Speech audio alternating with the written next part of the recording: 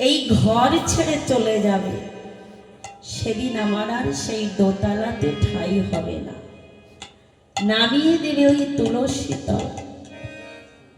সেই তুলসী তলার মর্মটা আমরা আগে থেকে বুঝি না। সেই তুলসী তলাতেই আমাদের নামিয়ে দেবে।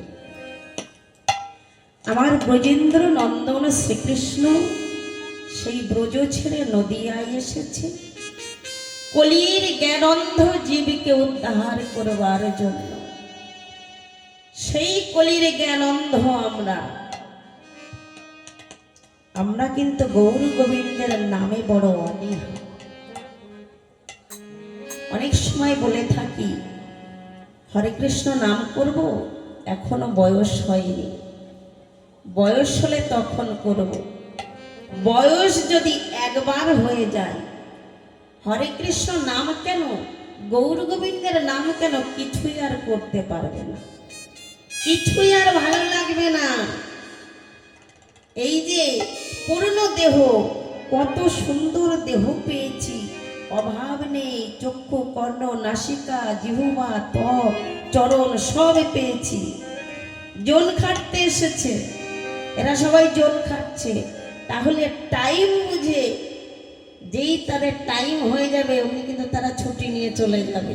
থাকবে কেউ?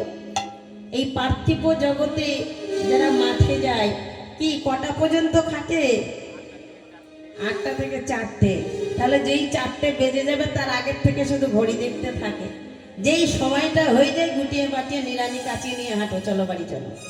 তাহলেই আমাদের দেহে যে নিরানি কাচি আছে, কোদালি আছে, টাইমে যখন হয়ে যাবে তারাও কিন্তু সকলে ছুটি নিয়ে নিতাই গৌর হরিবল বলে কেটে উঠতাই গৌর হরি। যেই বয়স একটু হয়ে যায় কি বলে, এই যে হাঁটুর ব্যথা, আর হাঁটতে পারছি না, তাহলে বিদায় নিল। হাঁটুর বলরাম বিদায় নিল। বল যদি না থাকে হাঁটবে কেমন করে? তাহলে বিদায় নিচ্ছে, ছুটি হয়ে গেছে। আমি আর চোখে দেখতে পাচ্ছি না, কেন? সময় শেষ, জন খাটার সময় শেষ হয়ে গেছে, টাইম হয়ে গেছে, তাই বিদায় নিয়েছে। তাই চোখে ঝাপসা দেখা যাচ্ছে, চোখে আর ভালো করে বদনটা দর্শন করা যাচ্ছে না, হাঁটা যাচ্ছে না। কৃষ্ণ নাম করব কি করে? দম আটকে যাচ্ছে, করতে পারছি না। করবে কেমন করে? সময় শেষ।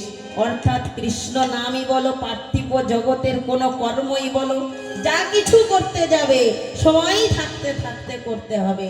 সময় চলে গেলে আর কিছুই হবে না। নিতাই গৌর।